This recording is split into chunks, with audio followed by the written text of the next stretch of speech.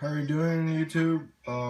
This is the sound check on the Colony Wasp, connected to an Odyssey 28 tooth sprocket, and here we go.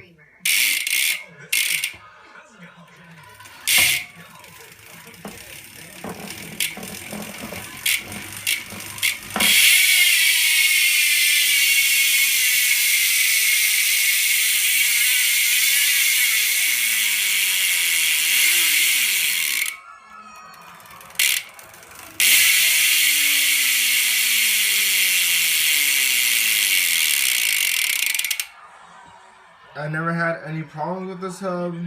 It was really strong. It feels better than the Premium Stinger, the Primo Remix, and the Profile Mini. I don't know about the Profile Elite yet because I haven't tried that one out yet. But this one feels loud. It's loud. It's really sturdy. It's clean. It's female rear hub 9 tooth. You could get it in left or right hand. For now, I'm just running a classic Kim C chain 1 1/8, and at the same time, I'm running the United Direct tire.